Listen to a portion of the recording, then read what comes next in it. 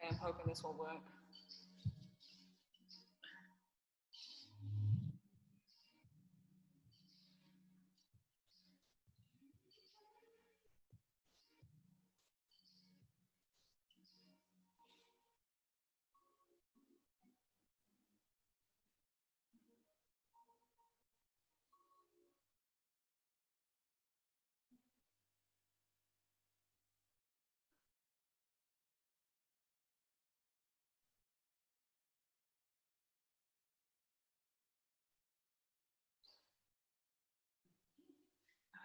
Yeah, so it's a small class today. This is fine. I think we're definitely adhering to all the rules. We have a lot of distance in between us. Yeah. Okay. I didn't really have a specific theme. It's a bit of everything, but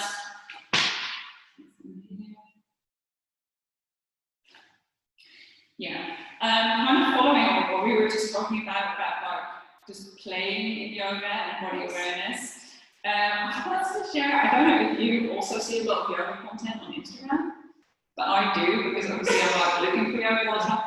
And last week this video went viral, and I was like, so confused by it, because, so basically this Ashtanga yoga practitioner, does everyone know what Ashtanga is? Okay, I'll get to that. Shared this video, basically just making a bit of fun of like vinyasa style yoga. Making it fun is fine, but the reason behind it really annoyed me, because he basically said, stop dancing during yoga, you just have to move from pose to pose. And the reason is because he's an Ashtangi, and so basically Ashtanga is the more recent form of yoga, and you go through a set series of exercises. So every time you do exactly the same thing. So it's the same routine every time. You have primary series, and then once you can do primary series, because that's hard enough as it is, then you go to secondary, and then I think there's a third. But you do the same thing every time. And Ashtanga is more of like, even more so than other yoga styles, more of a lifestyle thing. So they have a lot of rules, like you meditate at sunrise, you get up at between 4 and 5, because that's like the key point of the day. You practice then. So it's all very disciplined. And what if they don't? Then you're not a proper Ashtangi according to Ashtangis. So it's all pretty strict in my experience of it.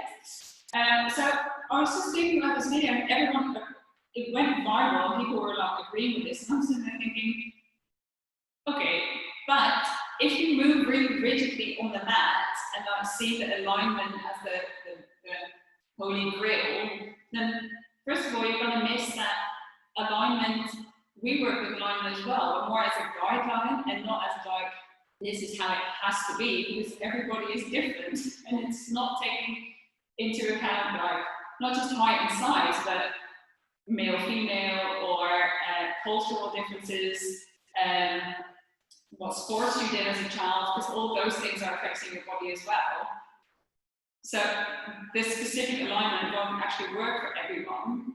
That's ignoring it. Also, in life, we don't move rigidly. Like, I was just thinking, if you walk in the street, you move fluidly and not like, oh yeah, step to step. It doesn't make any sense to me. And finally, especially for people that are still kind of exploring the body and aren't as in tune with their body as they can be, it's better to slowly move through it to kind of gain sense of body awareness and where you actually are in the room, instead of just going pose, pose, pose, pose, pose. But it's just my personal qualms with Ashtanga. I don't like it, but I will say that also statistically, most injuries come from people doing Ashtanga. Because Ashtanga is infamous for teachers pushing you into positions, because the full position is what you're trying to achieve. So very often using force, they'll do very deep back bends, or very, not such a fan. So if you see that video, okay, just, no, don't do it. Unless you do, I just don't like Ashtanga. I'm not making this with you. It's just, I find it so frustrating, especially because they think other stuff, so they look so down on other styles, just because it's not like proper alignment, or you're not practicing with song, or this is stuff. There are many ways to do it. Yeah, there's not one way. Yeah, exactly. Yeah. So that was my. So by that, I was inspired to just set an intention to explore and have fun doing yoga, and feel free to modify, because that's another thing Ashtangas don't do. They, for instance, if you have a triangle pose, we would go from here, see where you end, and then work down. They do it the other way around, so they just grab the foot and try to get in. It's more injury prone for that reason. So sounds boring that we do the same thing every time. I would get super bored very easily. It's a that's routine. it, yeah. And for some people, like, they like the discipline of it, and they like the structures. It really depends, I guess, as well on what type of person you are. But there are so many, they call it shalas, where they go to practice. There's so many where I've heard bad stories, or like pushing too deep into splits or into this or into that. I'm like, if you want to try Ashtanga, go with like someone you really trust, who isn't going to go forcing you into positions. It's not very healthy. So feel free to dance through your yoga, make any movement you like, because you want to be strong, flexible in every direction. So just to ponder that for a bit, take a second to find your breathing, and if you want, you can set an intention for yourself. For instance, I'm going to explore my body today whilst respecting its boundaries, or anything like that, however you want to phrase it. You can also always set an intention for yourself at the start of class. So sit comfortably, maybe roll your shoulders up and down, relax your face, your muscles. And just take a moment to place yourself in the room. And following a few breaths, so you don't need to change anything yet.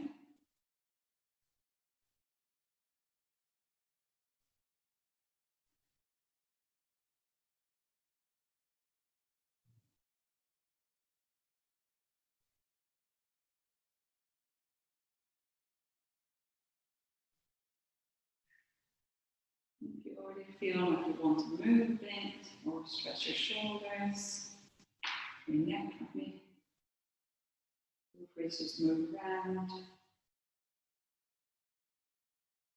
Maybe shift your torso from left to right a little bit. See if you can identify any kinks already that you want to focus on.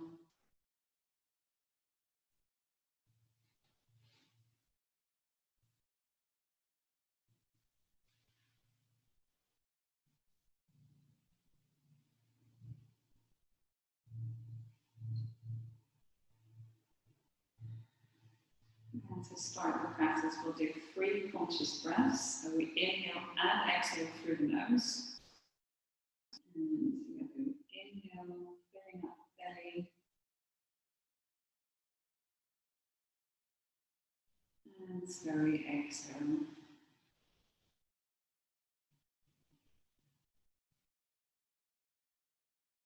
And inhale. And send everything to the stomach, the balloon. And exhale.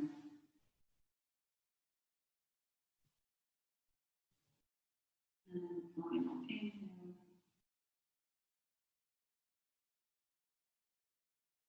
And exhale.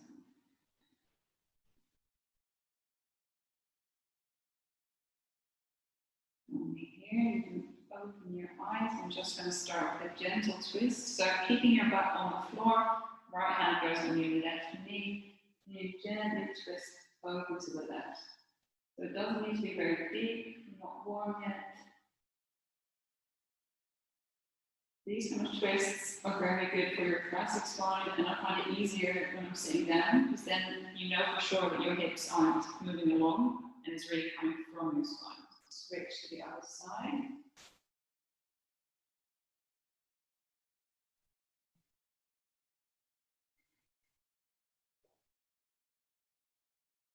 And gently to the middle, clasping your hands behind your back, and just going forward, stretching out your shoulders.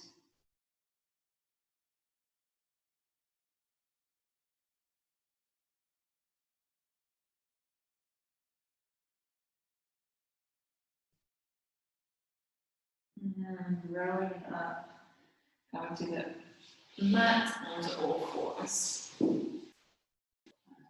some reason.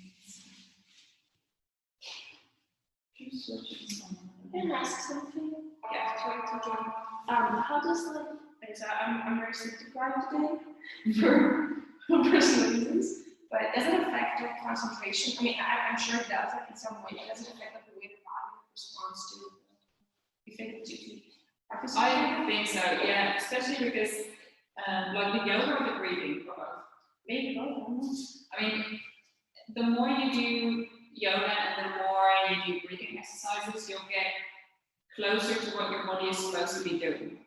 And that's, I think, the main thing. Like, because so often when we feel stressed, we get out of our body a little bit, and that's why we get stiff and sleep deprived and all these kind of things. Whereas if you get into the body, this is also why the physical movement comes before the meditation, then the whole body starts functioning more properly. So, for instance, blood flow increases, it gets more, you get more focused, you get more, all these kind of things. So, but it is something you have to do consistently. So, I think if you would do yoga a few times a week, then after a few weeks, 2 months, you'll start to notice the differences. And definitely before bed, just doing some very gentle stretches and just focusing on breathing can massively improve the sleep. So it's definitely worth trying.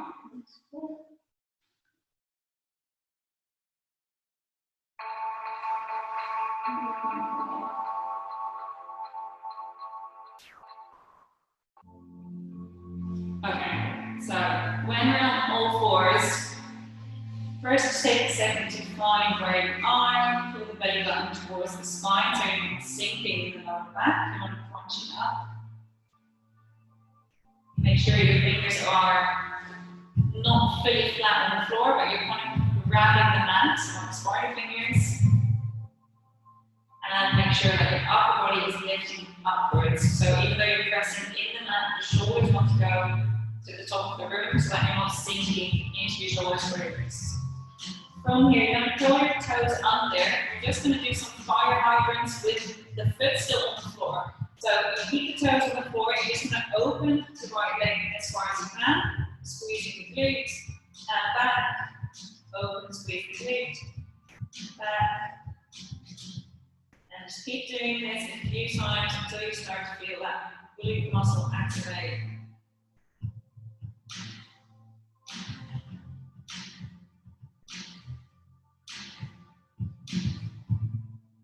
The more you sit down during the day, the more important it is to work your posterior chain. So all muscles in your back, your butt, your hamstrings.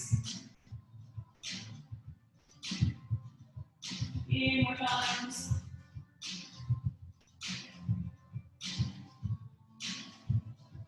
And feel free to pivot the foot. The toes don't need to stay rigidly to the front. And switch sides. Same thing. So you keep the toes on the floor, they're allowed to move, and you open the left leg, basically like a puppy, lifting the leg.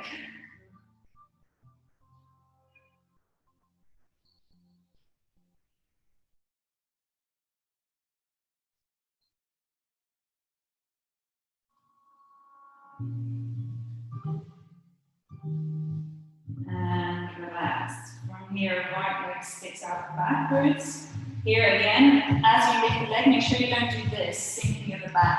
Keep the back straight, squeeze the glute, and from here, you're just going to pulse a little bit. Pulsing up and down until you start to feel a bit of burn. And if you want to add a challenge, you lift the left arm and extend it to the right.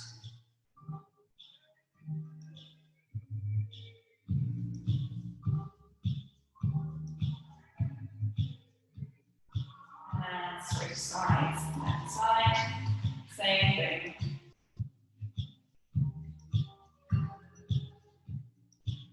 Keep being aware that you're not sinking either to the front or your lower back.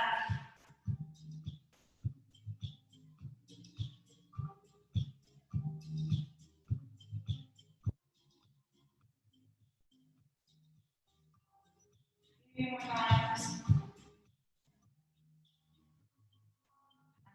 And relax, coming onto your toes. Stretch them out, coming with your arms into eagle. So right arm goes over the left, and clasp the hands if you can. Gently raising them up.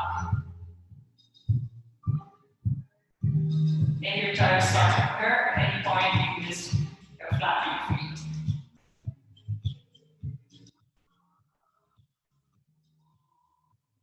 One breath, you're going to switch arms. So this on left over right. Left.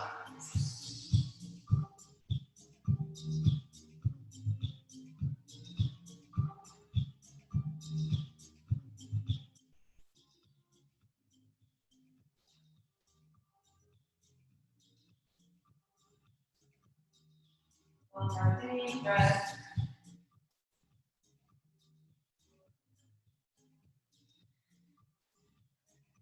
And relax the hands. Put them down to your sides. Go through with your legs onto your back into the half boat.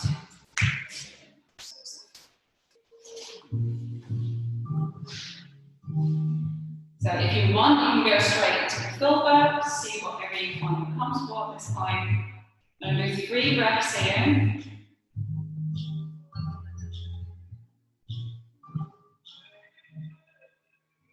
Then put your hands behind you, about hands length behind your butt. Taking 1 breath here. And then you're going to put your feet in front of you on the floor, lift the hips. 2 breaths again. And your feet don't have to be pretty flat on the floor. Just make sure you're lifting the hips, squeezing the butt. And next exhale, you're going down, back into boat, take your recognition.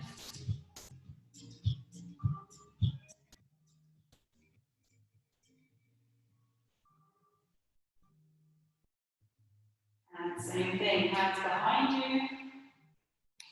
Extend the legs to the front, lift the hips, use the glutes.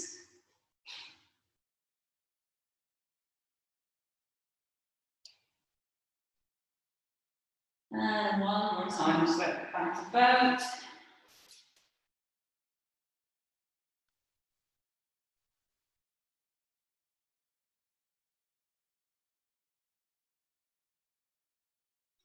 Hands behind you, feet down, arm out. If you want, you can drop the neck, if it feels comfortable, otherwise just keep your chin tucked.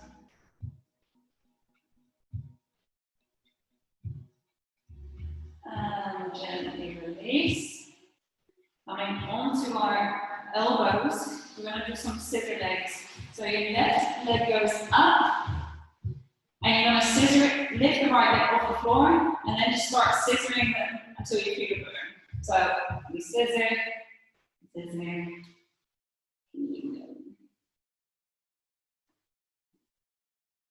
when you feel a burn, you do it 5 more times, then you stop.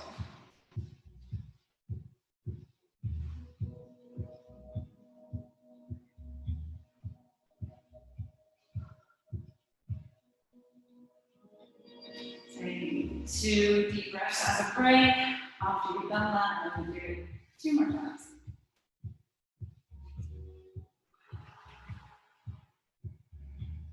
And allow your breath to help you, because often when we do these type of exercises, we tend to hold the breath a little bit.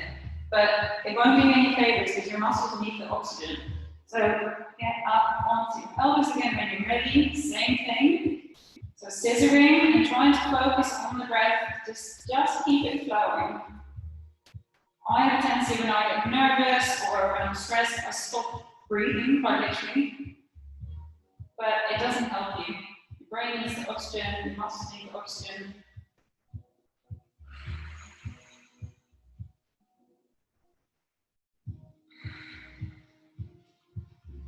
And again, once you've felt the burn, done 5 more, and take a breath.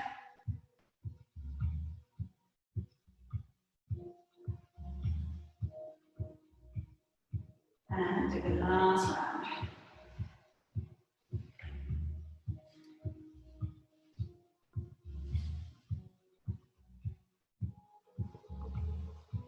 not just good for your abs, but also for your hip flexors.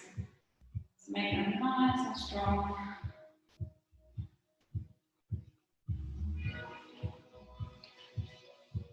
And take a breath. Oh, it always looks simple, but it's pretty hard. Okay, from here we're rising up to Dandasana. So also a pose that looks simpler than it is. You're going to put your hands either next to your hips or a little bit behind you. But if you can, keep your back in a natural S curve while sitting up straight, then try to keep your hands next to your back here, next to your hip joint. The feet are going to be flexed. And you'll feel that even though you're just sitting, it asks quite a lot of power from your quads, from your hips, from your core. And feel like you're putting the chest forward to the front of the room. If you're struggling to sit up straight, again, either put your hands a little bit more backwards and then push forward with your chest, or go onto your fingertips and push forward from there. And keep the feet flexed, putting them towards you as much as you can.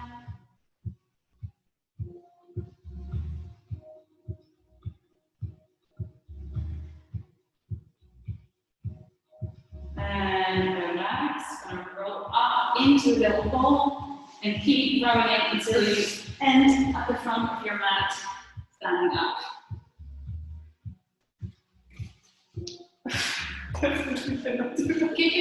Continue to make it harder by doing crossing it. If you just do it like this, then it's easier.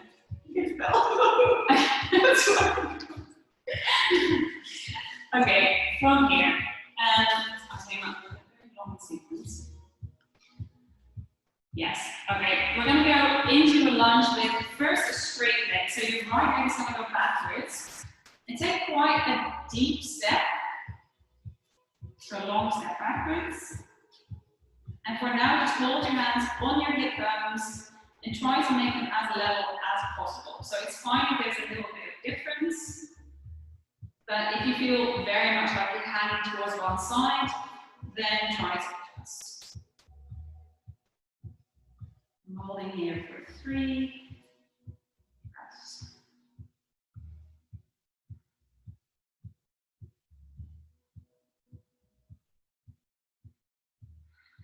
Keep the belly button towards the spine. And you're going to bend the knee just above the mat and go up. 3 breaths again.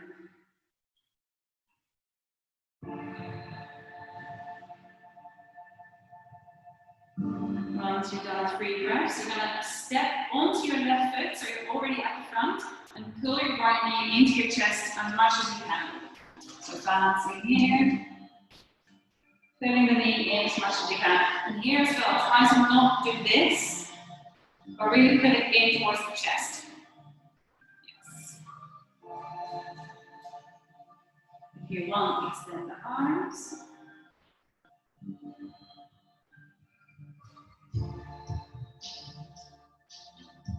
One more breath, and you're going to step back into a lunge, right foot back.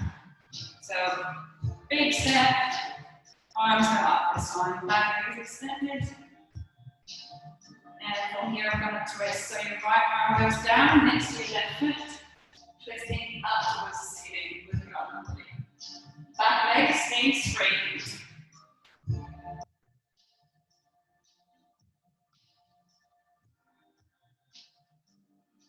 One more breath here.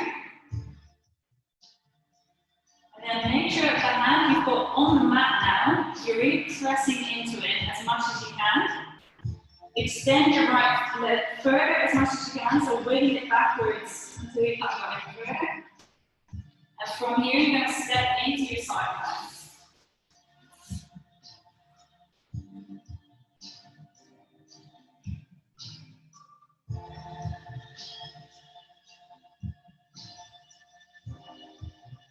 One more breath, and you're going to come down into a forearm plank.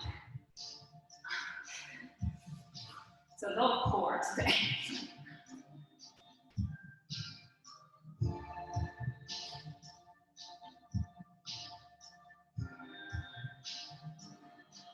From here, going to your left forearm, side plank, forearm.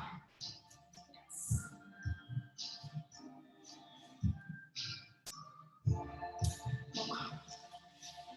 Onto your left.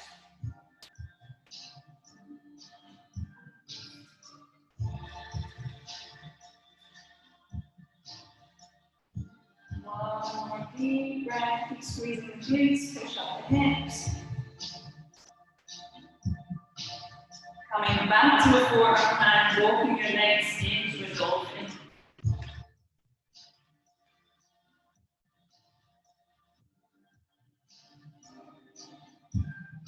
You can clasp your hands here or have them flat on the mat.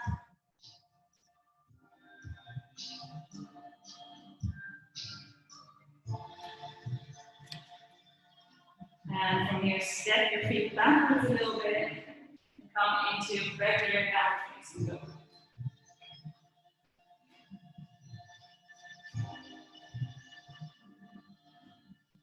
From here, we're going to do a bit more hip work. So you're going to lift your right leg and then open it to the side, kind of like you're into a plank. So you're leaning forwards, your weight, and open the leg. So you go from leg up, open to the side. Leg up, open to the side. Yes, nice. And then back up, nice. Good. Yeah, and as you open to the side, Chris, you can lean even more forward, so almost as if you're going into plank. Yes. Okay. Do that about 5 to 10 times, depending on how you feel, and then switch the other leg. As always, take breaks, take water when you need it.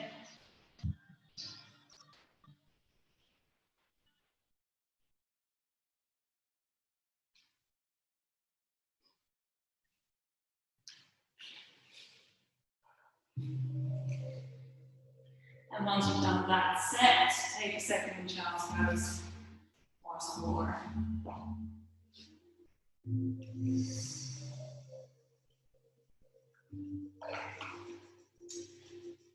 All this core work is also a lot of upper body work. And as I was saying in the beginning, like everyone has different bodies, but also upper body work tends to be more difficult for women just because of the way we're built, like men are broader in the shoulders. This is also a great retort when people are like, oh, women can't do push-ups. Yeah, it's because we're carrying more on the lower end, whereas they're not. So it's literally easier for them to do push-ups. The same. But yeah, so all this work, it's a lot of upper body work, and it's hard on the wrist. So whenever you need a break, or you want to do something with your forearms, or you want to take the weight off by putting your knees down, again, that's not a weakness, just do what your body is asking you to do. Okay, from here, we're going to go into down dog again, and then from here, we're going to do the other side. So you're going to step your your right leg forward into a high lunge, coming up. So again, start by just feeling. Grab your hips, see what they're doing. If you want to adjust or not. Press your foot into the floor. Use your glute. And it's okay to have a bit of a bend, but if you're really stretching out here, try to keep your belly button towards your spine. And close your hips.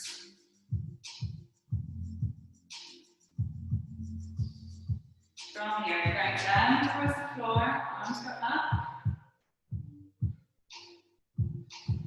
And just hover above. If you feel that's too much, just put it down to the lower.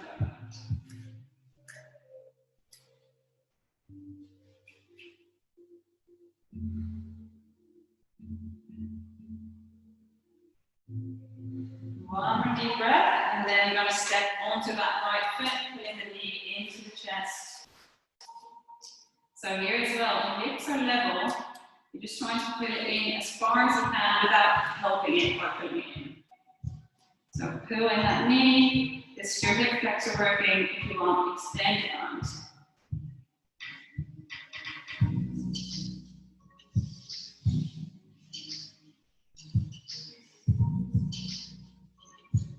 get by your standing leg. And from here, you're going back into that long high lunge. Arms up this time.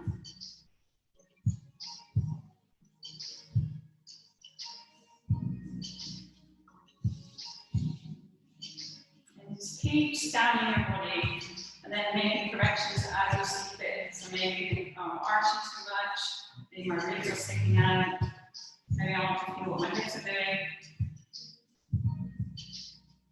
And from here, going into that twist. So left hand, right foot, twisting towards the leg. Don't forget about the back leg, keep straightening out, pull up the knee cup, use the glute.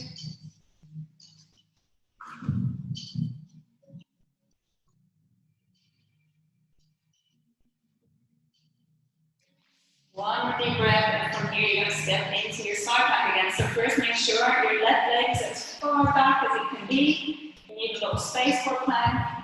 Then press into that hand, step both feet together. Nice. And keep pressing into the mat, or pressing into it. It's easier to lift off the shoulder. Almost as if you're trying to press the mat away from you.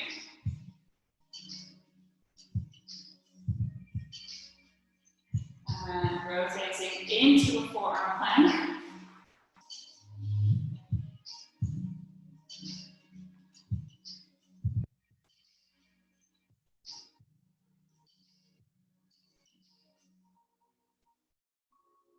Side right forearm. Keep lifting the hips. Use your glute.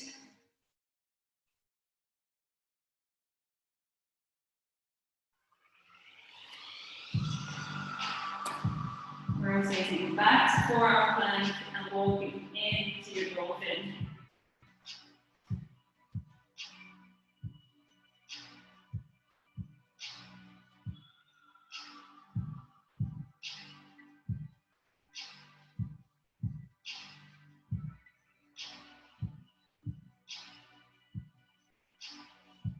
Walk the feet backwards a little bit, get into your down facing dog.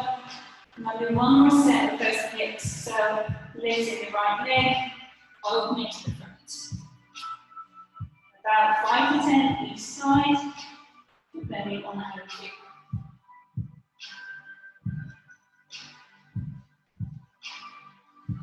Again, always free to take a break, take a walk.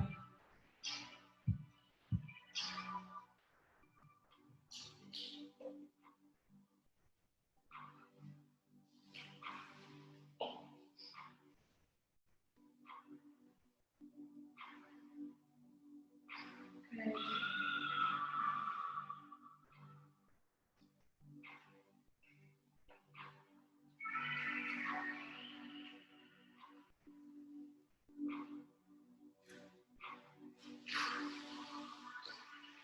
From here, we're going to take a bit of a break and stretch. We're going into hero pose. So kind of keep your knees wider than hip width, and very gently see if you can sit down.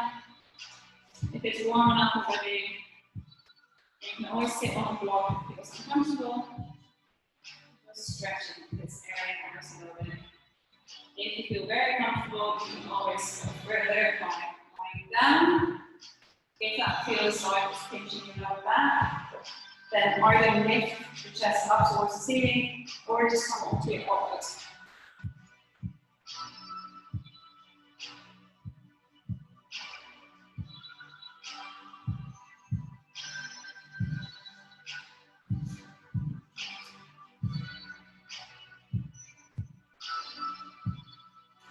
Okay, from here, hands go to the front of the mat.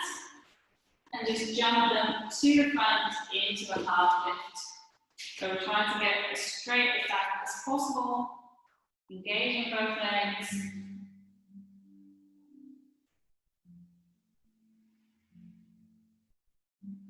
And from here, we're going to gently go up. Arms go up into a side bend. So to the right side, keep pressing the left foot into the mat. Engage your core for this as well. And switch sides. Again, these side bending movements and the twists are very good for your upper back. And arms go up, going into a full eagle now. So starting with the left leg over, and the left arm over, and the right leg over. So same thing, your right leg is going to squeeze over, and the ankle is going to hook if it will allow it.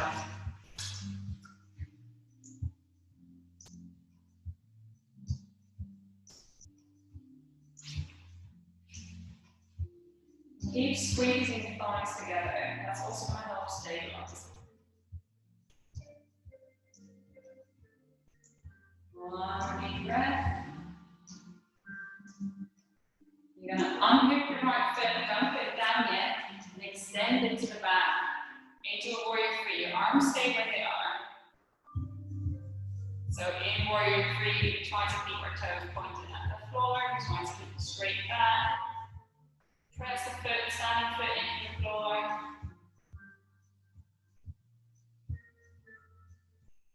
And you're going to open the hip, put it down into warrior two. Nice. Unhook the arms, and looking over the middle finger here. Good, so keep thinking about your upper thigh. So you want to feel your knee going straight over your foot and not leaning inside. So you want to activate that thigh, keep your pelvis tucked under as much as you can. And another trick to activate the knees, just lift the toes and press what's left of the foot really hard into the ground, and it tends to move your knee a bit laterally to the side.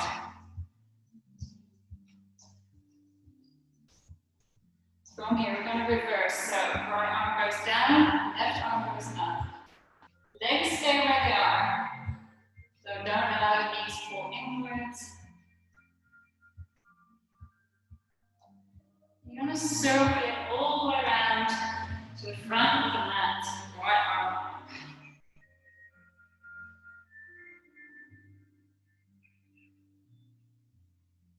Good, and you're going to other ear. That's nice as well, we'll do that later. Okay, from here you're going to try to bind. So start with a half bind, right arm. You're going to flip the palm so it faces the back side. Yeah. Then drop it, see if you can grab the upper thigh. So you want to open the chest here, allowing your shoulder enough space. If you can reach the upper thigh, then drop it behind your thigh, left arm goes underneath, and a full bind.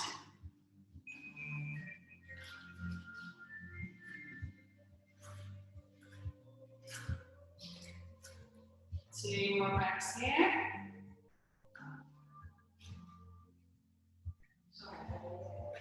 Oh, yeah, so from if you can do the half bind, if you want, you can do the full. So left arm goes underneath, and then try, yes, there you go. Yes, and then keep trying to lift the chest towards the ceiling. Yeah, up is easier, just because if you look up, the chest tends to open towards the ceiling, and you have a bit more space in the shoulder. And so, Chantal, if you want, a pose that we haven't done before, which you can start practicing if you want, is from here, up the back leg in, all the way to the front, so that you end up here with the same box arm position. And you can move the toes up to the left foot, that helps. Yeah, exactly, until you get all the way to the front. Nice. And then from there, so this is working towards bird paradise. From here, if you want, you can try to stand up. Yes, lift the leg, yes, yes, nice, good, nice. And then from there, you can try to extend the leg, and that's the final pose. So sit, yes, good, yeah. Even if you do it halfway, it's really good practice also for like hip extension and hips here. It's very tricky pose, but it's fun to do it in steps. Yeah. And it starts at a half bind, that's first step. Full bind, second step. Pull it forward, up, stretch. Yeah. So there's a lot of little parts that you can practice. Okay, so everyone's going to go back into the warrior two, regular position. position. And from here, we're going to open our torso to the side of the mat, to the long side, and go down towards our left leg. So we're ending out in Savasana. Yes. Open the right leg, the foot towards the ceiling, so the toes are pointing towards the top of the room. Yes. And it doesn't matter if your heel isn't on the floor. It's a lot of things. Hip and ankle mobility, it will come over time. And from here, either with your hands on the floor or without, switch it to the other side. Nice. Yeah, and exactly, good. Keep those toes in, pointing at the ceiling. One more breath. And back again to the other side. So it's like a spider dance. And at your own pace, just start moving back and forth. To the left, to the right. And also feel free, if you're struggling with balance a little bit, you can just put your hands in the middle, move it over, right. Hands in the middle, move it over, right. Nice.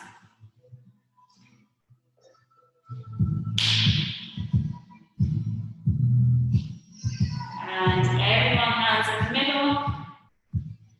You're going to turn your feet so they point about 45 degrees outwards.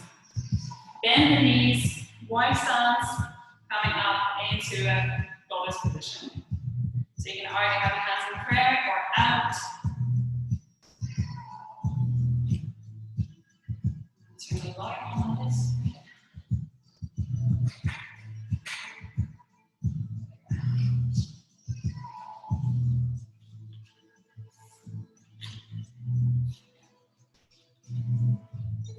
From here, hands go onto the upper thighs, not directly on the knees, just above. And you're going to gently drop your right shoulder to the floor, rounding, twisting the spine. And to the other side as well.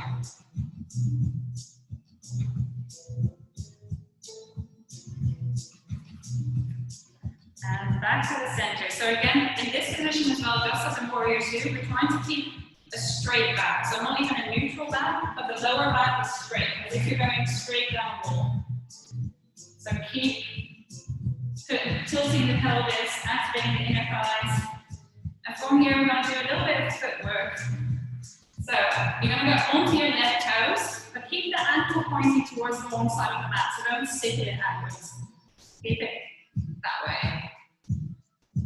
And you're just going to pulse 5 times.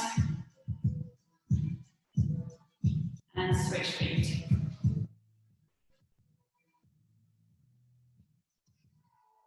And switch feet. So you just keep switching toes, 5 pulses each time.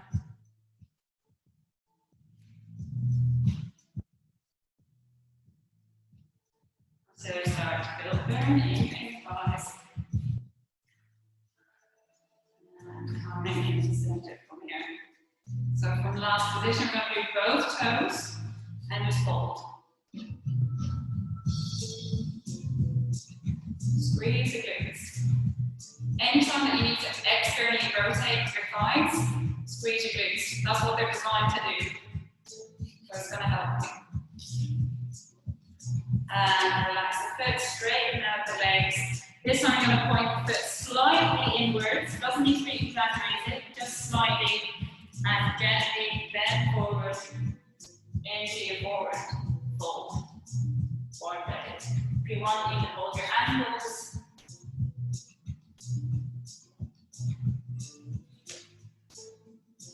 Especially with a wide legged fold, make sure that your weight isn't too much to the back. So if you're looking at it from the side, the hips and the ankles are more or less the same line. So if you're starting to lean backwards, you're starting to work against yourself. And generally, the back of your knee doesn't mark as much. So keep the weight a little bit more forward in the foot and gently go down.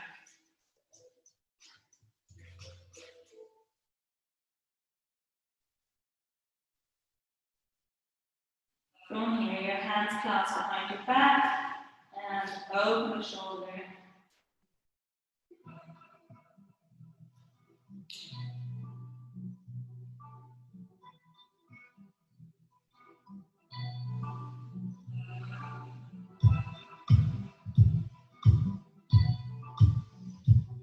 And hands down in the middle. Right hand goes down, and left arm goes up towards the ceiling. Twist.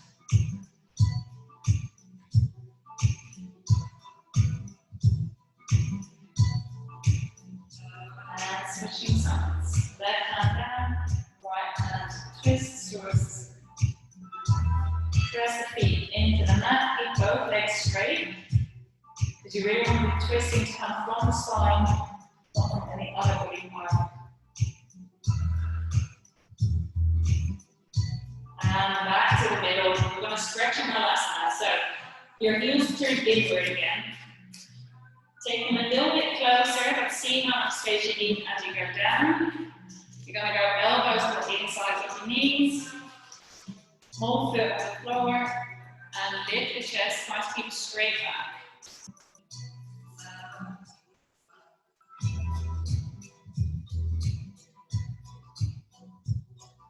Taking one breath here, and then we're going to let go of the arms. So every muscle that you're now helping, so the inner thighs, the butt, it's not going to have the support of your elbow anymore. But you want to keep it more or less in the same space. So as you let go, really squeeze the glutes, push the inner thighs out, arms go in front. So again, the hip flexor has to work here, the butt has to work. And back to passive, so hands in prayer, pushing the knees to the side, relaxing into the stretch a bit more.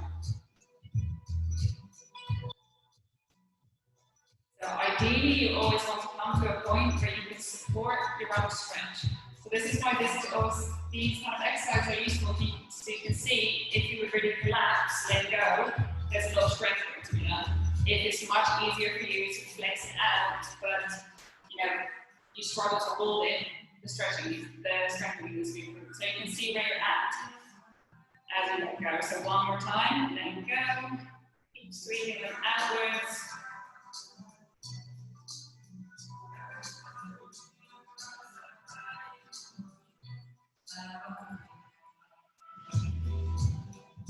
And you're going to rise up into a goddess. Take it a bit wider if you want again.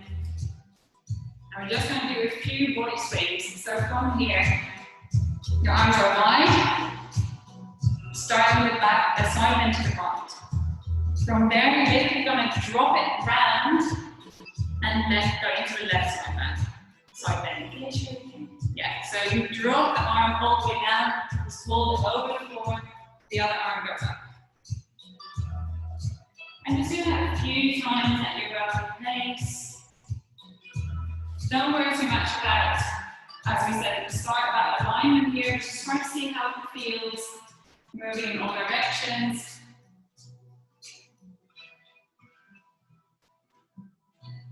And especially as you go down towards the floor, allow gravity to help you a little bit. Like just plop down and take over again as you go up. Plop down, everything falls up. Yes. Nice.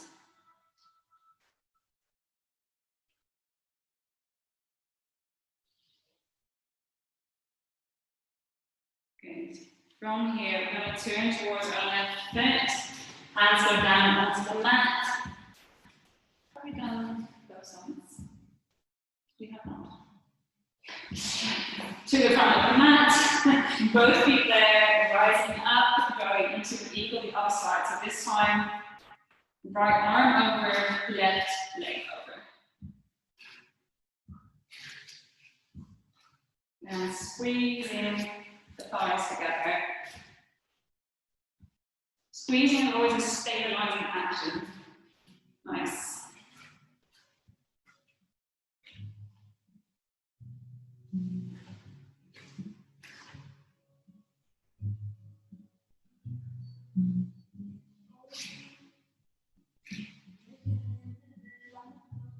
From here, left leg unfolds into warrior three.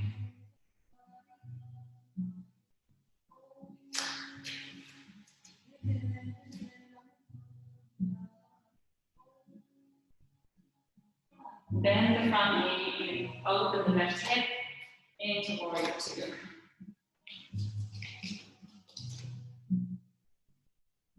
You're looking over your middle finger. Keep thinking about that front leg, that it doesn't collapse. Lift the toes as a helper. And reverse. Left hand goes down, right arm goes over.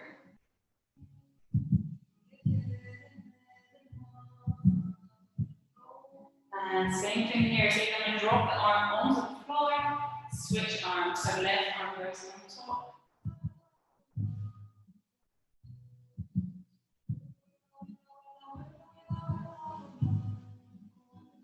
And go into that half point to start, so seeing if your left arm can grab your upper thigh. And if that feels comfortable, going into the full bind.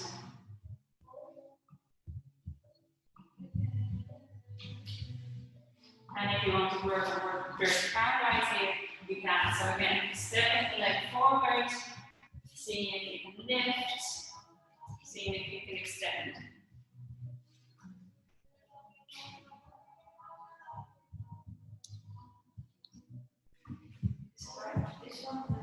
Yes, yeah.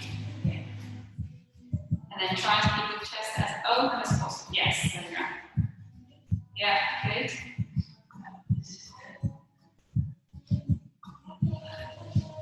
So you can always see that one side might be a little easier than the other.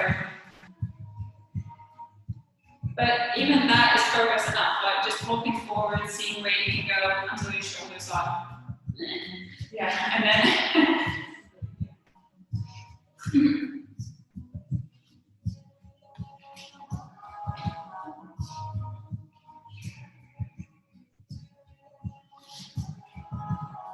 okay, just we're running out of time a bit.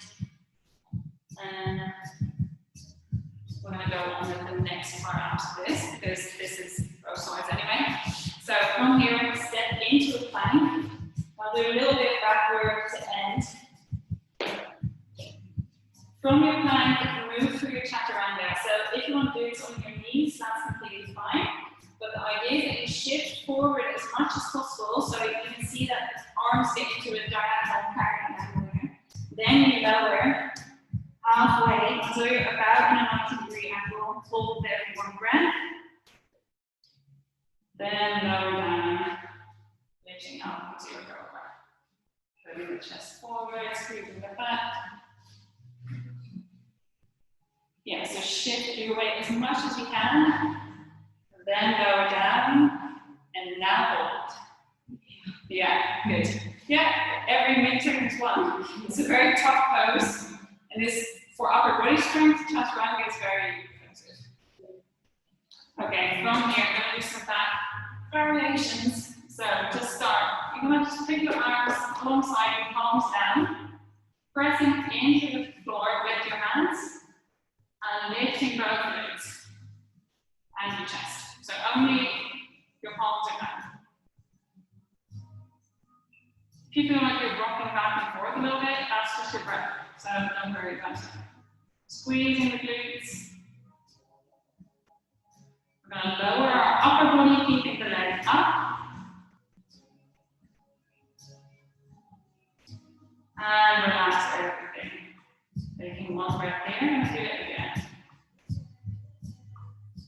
And again, keep breathing during these strengthening. So chest and legs go up. Squeeze the glutes. Keep breathing.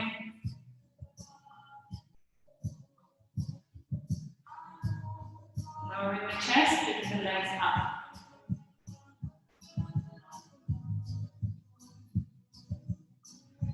And lowering the legs. From here, right arm goes forward, and you're going to lift your left leg and your right arm off the floor, and your chest.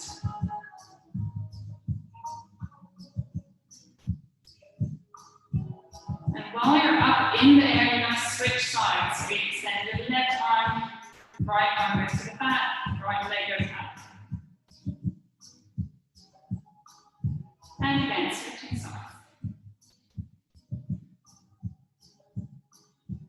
And again. And both arms go on the front of your mat, lay down if you can.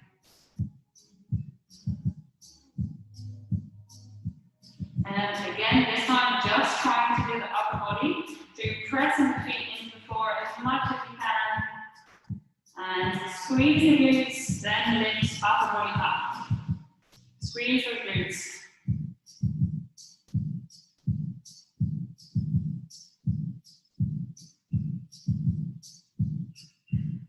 And down.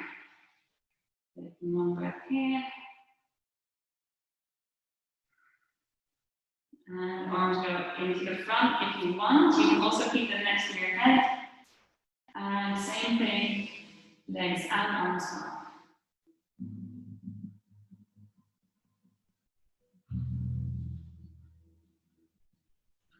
You're going to move your arms to the side of your body. So they're landing behind you. Keep them up here. And relax. Again, the more you sit, the more useful these exercises will be. Because we're not really working our whole posterior chain much when we're sitting down a lot. So from here, we're going to go into a bow pose. So as you're lying down, just start with grabbing your ankles and just lying here as a little stretch. So you'll probably feel that maybe not using your quads so much, but it might have an effect on your lower back. Pinching, pain, these are sensations you don't want to feel. If it's just a stretch, that's alright. Even feeling uncomfortable is fine. Having pain is not fine. From here, you're going to press the ankles into the hands, and as you press them into your hands, your chest is going to lift automatically. Nice.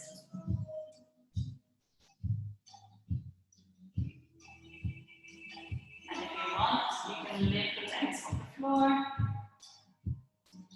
Optional.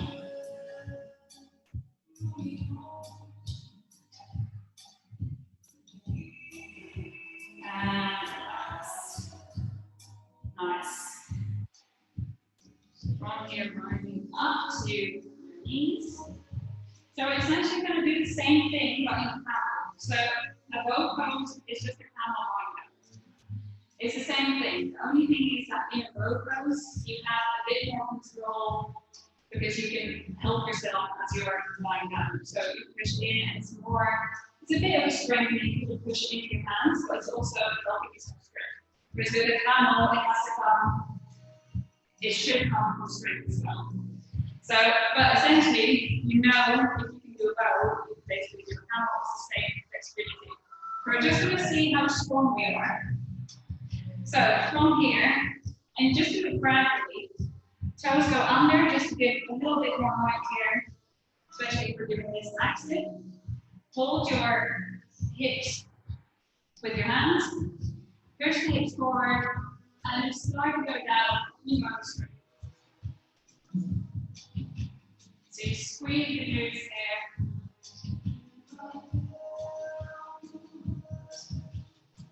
And rising back up. Doing the same thing with your hands in prayer. It's also a mental thing. So sometimes you can be very resistant to go back without holding something. So just breathe through it, stay calm. Up, so you don't want to break it. Hands to prayer. Squeeze those glutes. And then see if you can lower down into the level without losing the legs. Yes, good. See if you can go even further. Keep pushing the hips forward and chest up. So don't think about back. Come back for a second. So the key for me to back bend is to not think about my back bending, but instead think about hips lifting, squeezing the glutes, and opening the chest. So I'm focusing on the front, and by doing that, the back will stop bending automatically because it has nowhere else to go. If you're pushing this forward, it just open. So, but by focusing on the front, you can control the movement going down. So we're going to do it one more time, and once you hit your maximum, then drop the hands, see if you can reach the hands. So again, hands in prayer, push the hips forward. It seems like you're going the wrong way, you're not.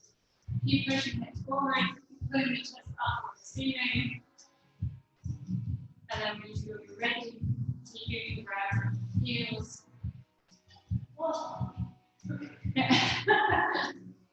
Good. And as you grab the heels, keep working. So don't then think, oh, I have support. Keep the hips pushing forward, chest up towards the ceiling.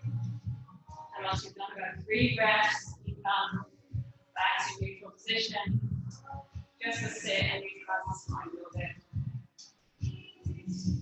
Nice. For me, it's also stretching. This is also this is hard. Yeah, and this is like I'm able to control the back kind of. And that's kind of what scares me. Yeah. Like I'm like, yeah, Yeah. It's funny because I had that fear as well, and I thought it was the neck, but for me it was actually a fear of opening the palm. Because your throat is very exposed. And when you think about it, when you look at that it won't make sense. You know? So try to figure out whether it's actually a fear of the neck or the throat. Because even though I'm in positions like fish, I don't like exposing my throat on this. It's like I'm getting one of those hysterical wonderfuls. And then whatever the fear is, then work from there. So if it is the neck, then it doesn't really matter what happens here. And then just practice dropping it on it. Because it's not going to go further than this. I can feel my back. So, and then go in. Another way to do it is just, if you really feel like that part is holding you back, just keep it tucked. So you don't have to drop it if you don't want to. You can also just look forward. And then you don't have to do anything in the neck. You can do it slowly from here. So getting into the pose and then gently opening the neck. It doesn't feel tight at your At the throat area? Yeah. Because that's Not outside. It's like great, but it's just like something's Yeah. like my skin too Yeah. and I hardly can breathe it. Okay. So it's too tight. Maybe it's just because this area is too. It could be that your neck flexors here are tight. Yeah. And if you have that, then fish pose is very good to practice. So if you don't have any fear-related things with it, then just going down, even like a block or something, and then just lowering onto the block with your head to stretch out the throat. Yeah, exactly. And you can put a block there and just, it's a pose you do in yoga as well, and just stay there for a few minutes, then you're stretching it out. See, that is a thing. Yeah. It makes you dizzy, but or build up to it. It's also like with anything where you're basically inverted, you have to get used to the sensation. It's just like getting used to the sensation of spinning on the arms or something like that. Okay. So from here, we're just going to end it with a bit of stretching. So after doing back bends like that, don't do counter poses in forward folding, but just sit up straight. And that's going to neutralize it better than doing the extreme thing the other way. So to finish, we're going to go into a fire log. So you're just going to try and get your knees stacked on top of each other, like fire logs.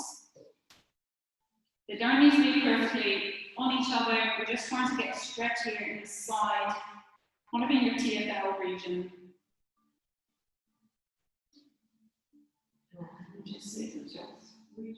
The TFL, so there's a muscle here called your TFL.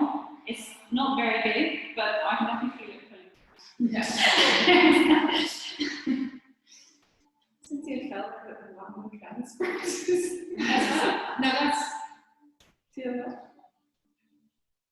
I think it might be TFL. I'm not sure. But it also means tender fascia latiae, however you pronounce it. If this feels fine, you can also try and go forward. Even more, keep your butt on the floor.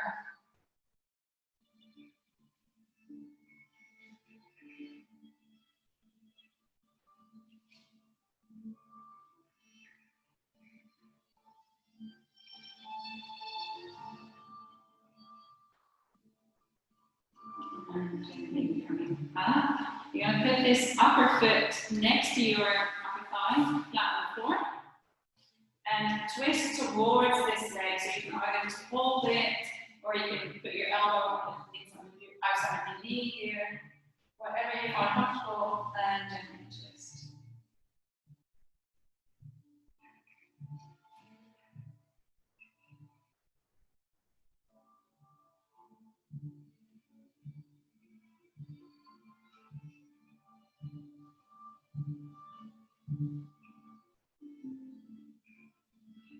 And coming out a bit, doing the other side, so we right leg over. So for me, this way is much easier than the other way. You can always see that your own natural facilities come to life during these things. And again, if you find it comfortable, then stretch forward over your legs, keeping both butt cheeks on the floor. And again, anything that hurts, don't do it. So sometimes for some people this hurts because the knee starts to hurt.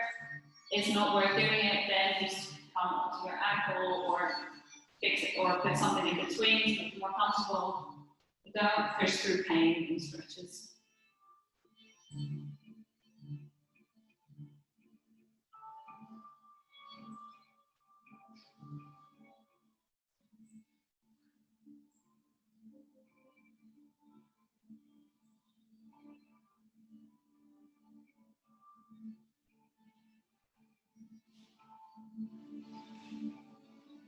And then coming up to twist. So your right foot goes flat on the floor, you twist towards your right leg. Again, you can take either put your elbow inside, outside of your leg, or just holding your leg.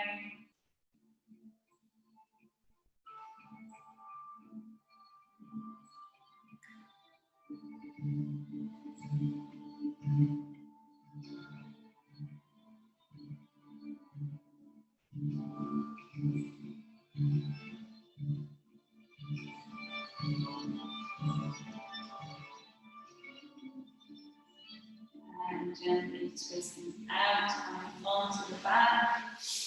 Pull the knees in, massage a little bit. And if you want, you can either lift your legs up in the air or going into a shoulder stand. If you pick shoulder stand, make sure you keep your chin tucked in, looking either at your chest or your belly button, and holding either your lower back or your upper back if you want to go up higher. And you can point the feet or you can flex the feet.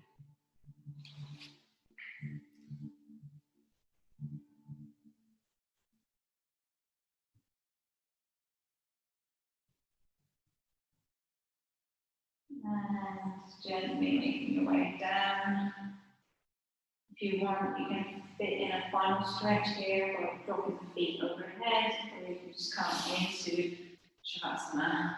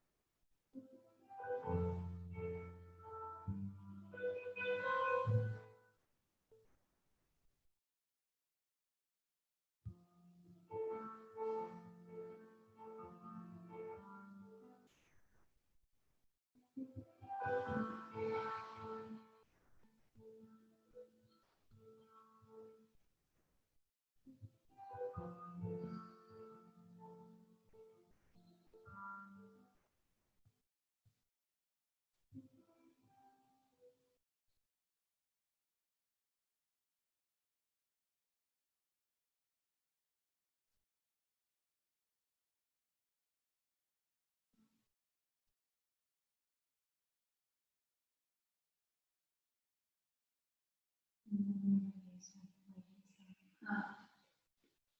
And you will return your fingers and roll to your side.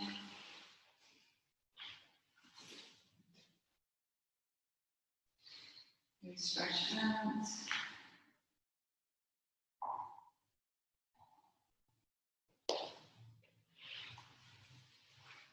And gently come back to the neutral seated position with your eyes closed.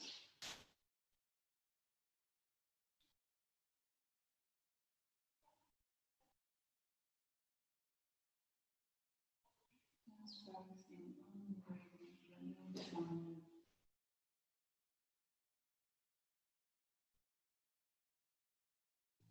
And maybe you want to take this opportunity just to body scan. Scanning all of your body from top to bottom.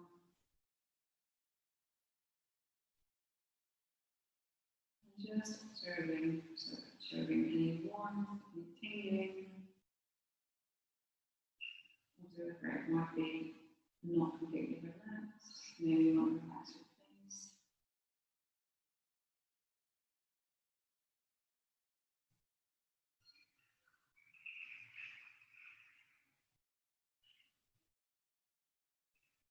And if you want, put your hands in prayer and bow down to your heart center.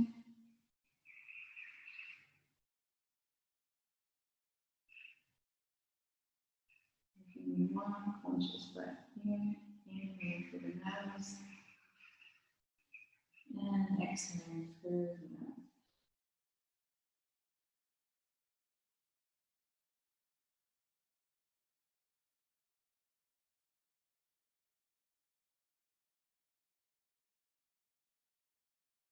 Thank you for coming, and together we say Namaste. Thank you.